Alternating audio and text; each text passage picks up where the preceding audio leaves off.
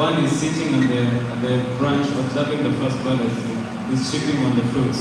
So let's say the fruits are now the color reaction, the things which we do in our day-to-day lives. Yeah? The goodness, like how around the notes of goodness, passion, and goodness. That's the Lord observing us as we do all these things. And then from there, the Lord gives us a conclusion or a judgment based on whatever we have done. And then from there, He will do it. He will decide in which as they call it, in the results of our next life. Yeah. So basically, we're doing the modes of good in this lifetime. The Lord will say, he's been doing good. So in the next lifetime, let's elevate him into, let's say, the spiritual planet or a higher being. So that basically shows one analogy of where the Lord, us as the soul, we transcend from one body to another, but the Lord doesn't. The Lord is just an observer. Yeah. And one text also says that we are part and parcels of Krishna. So that means Krishna himself is a whole, but we are just part of the whole. Yeah. We can never be the whole. We are just part of it. So the difference between the soul and super soul. So we are parts and parcels of Krishna as individual souls. And the super soul is an expansion of Krishna, residing in our heart, guiding us. The souls over here, can we count how many souls are there? 40, 50? And how many Paramatmas are there? Same number? 40, 50? 40, 50? No, only one. The same one, same Paramatma is in my heart, is the same one in all of yours hearts. So consciousness, we have limited consciousness. I don't know what Nirav is thinking. I don't know what Nitya Krishna is thinking. But the Paramatma in my heart, he's the same one in his heart, and he knows what he's thinking, and he also knows what I'm thinking. Us, the souls, we are over here doing our karmas, we are experiencing. And the super soul is a witness.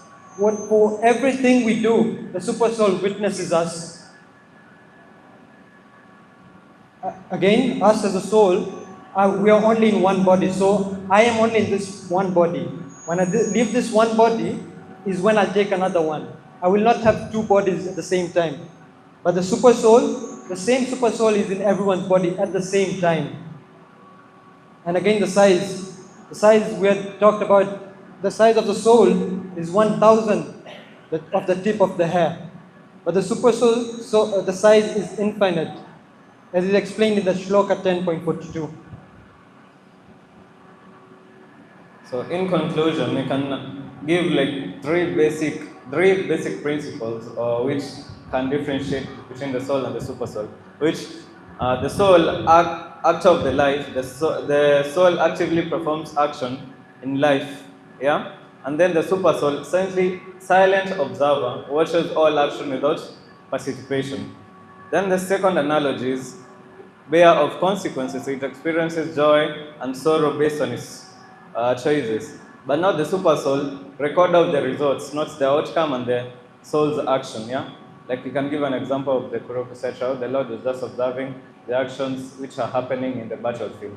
And now the last analogy is that learner through experience gain understanding and growth by facing outcome. But now the Lord, guide and advisor, offers wisdom to help the soul improve and make better choices. So with these analogies, you can clearly see that the soul and the super soul have a contradiction. They're not like one and the same thing. Basically, it's just to say like the soul is minimal, but the super soul is quite large. And through these 7 slides, we can come to a conclusion that we are part and parcels of Krishna. Hare Krishna. Hare Krishna.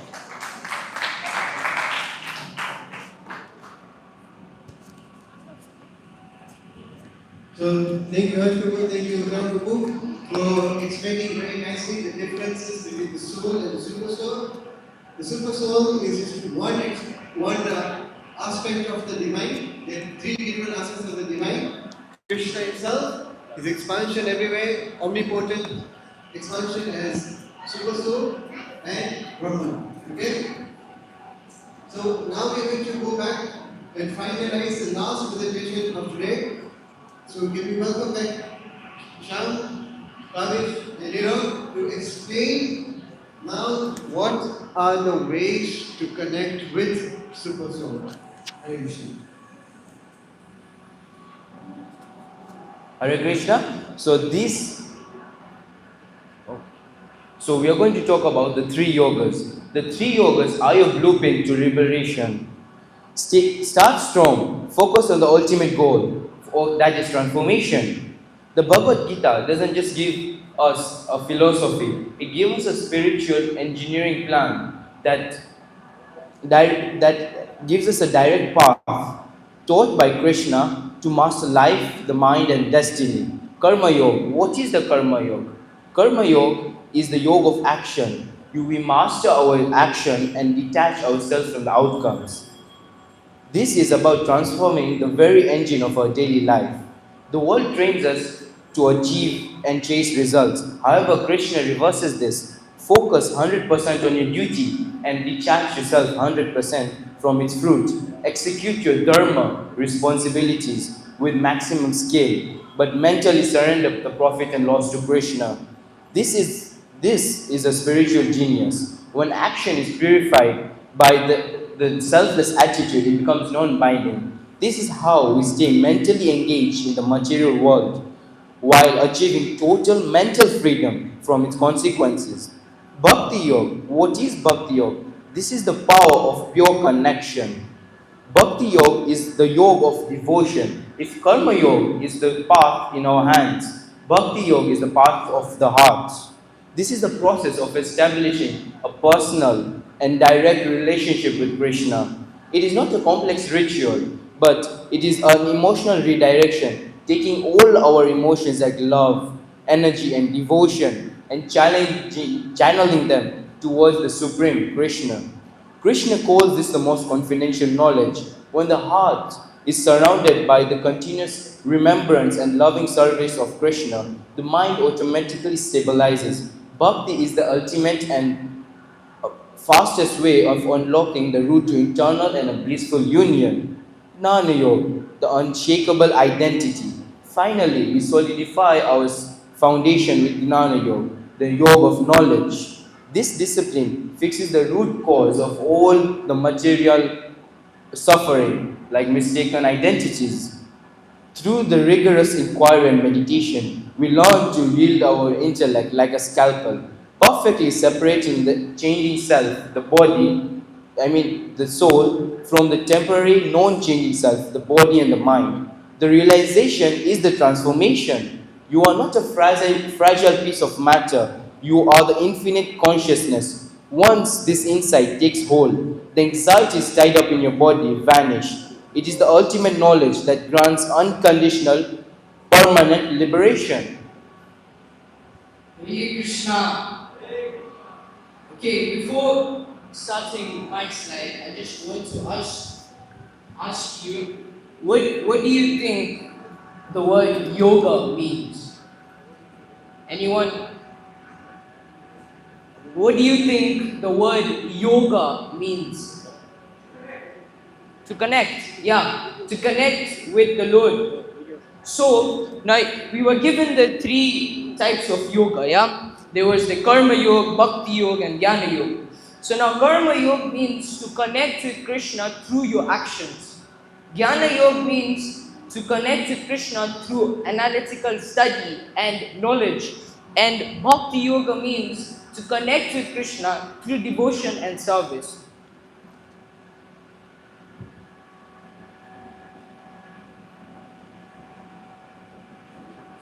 Okay, now we've gotten all the 5 topics of the Bhagavad Gita and the 3 yoga systems. Now this synthesis is going to help us to show how the philosophical topics of the Bhagavad Gita, which are the 5 topics given by Nirabai, are linked with the practical way, which are the 3 yogas. So the first topic is the soul. And when you think about the soul, it directly leads you to the Jnana Yoga. Because if one understands that he is not the body, but something more than that, we'll start inquiring for more knowledge. And once the person starts inquiring for more knowledge, that directly takes him to the path of Jnana Yoga, which is the analytical study or the knowledge. Now we go to the other one, nature, which is the Prakriti, and karma. So nature and karma, when you think about it, it takes you directly to karma yoga. Because if one understands how the laws of the nature or the laws of the Prakriti work, and how does karma bind someone, he has to start learning to detach himself from these stuff. So that just takes him to go in the path of karma yoga. And the third one is the super soul. Now this topic is the foundation of bhakti yoga. Now if a person understands that there is something higher than him, something that is controlling him from above, and something that is guiding him from the inside, there is a feeling that that the person starts feeling, as it was said by Ashi, I think so, Bhaktya Mam Abhijanati, which is given in the Bhagavad Gita, that a soul naturally wants to serve the Lord.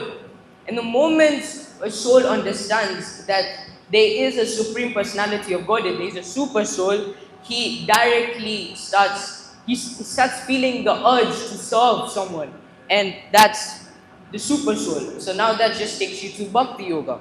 And finally, time. Now time is very limited, as Krishna says in the Bhagavad Gita, kalo shaya kalo lok shaya krit pravado. Time I am the greatest destroyer of the worlds. Where it says that if the time is destroying the worlds, we don't have time, and we don't know when will we pass or die. So this just makes us more serious in doing the 3 yoga systems, and yeah, it just makes us serious. So this is how they are linked.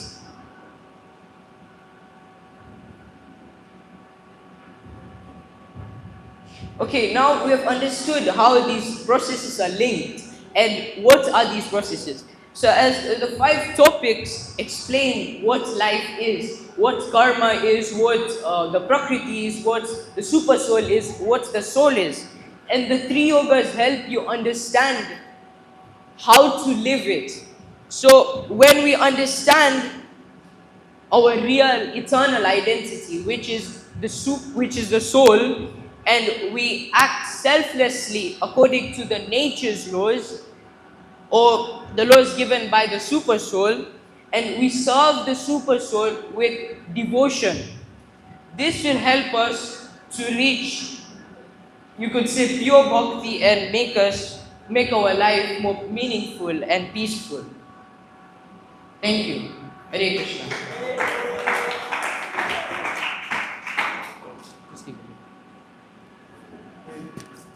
So can I please hear a very loud round of applause for all the presenters today.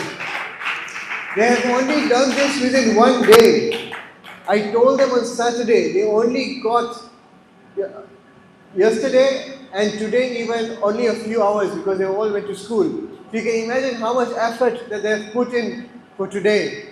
So before we close, we just have a small video to show you to summarize the entire Gita. Okay? Thank you so much.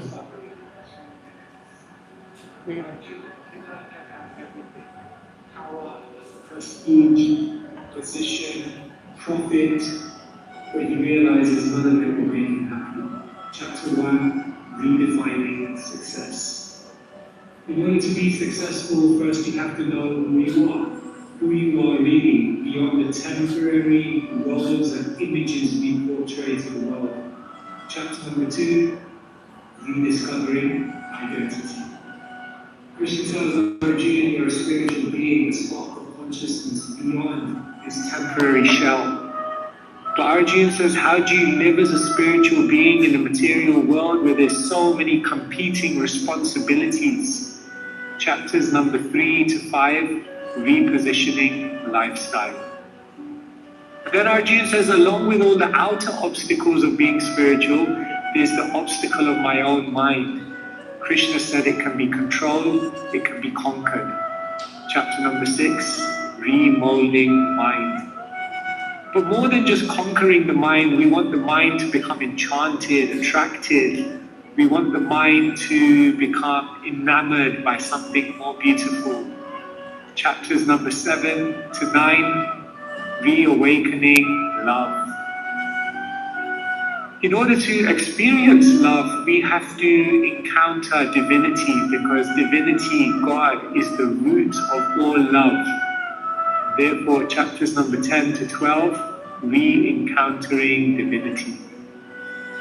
But once you re-encounter divinity, you need to stay in the presence of divinity in the midst of so many influences and energies around us which distract, which deviate us.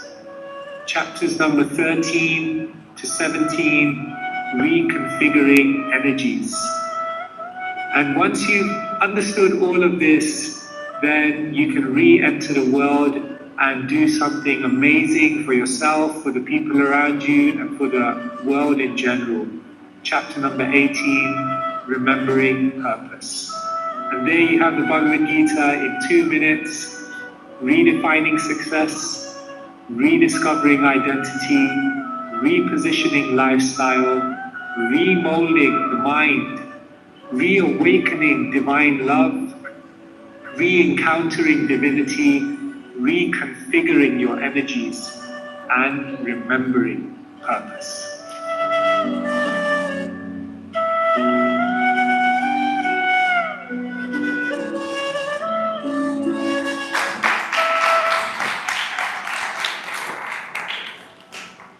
Okay, so that concludes our program for today. So today's Gita Jayanti, we all understood how important and how practical and how relevant the Gita is in our life. So I would really encourage all of you to please purchase a Gita for yourself and start reading it. Because that is the way to actually respect the Gita. You don't take the Gita and do arti of it at home. No, the way you actually respect and honor the Gita is by reading it. So we have got so many Gitas available to purchase. If it's in English, but if you want in Hindi and Gujarati, we also have those copies as well. So please, even if you have it at home, make sure you go home and start opening them and reading them. And please take some more so that you can distribute it to your friends and families. Okay? Thank you so much. Hare Krishna, Krishna Krishna, Hare Hare, Hare Rama, Rama Rama, Hare Hare. Mother Jenny,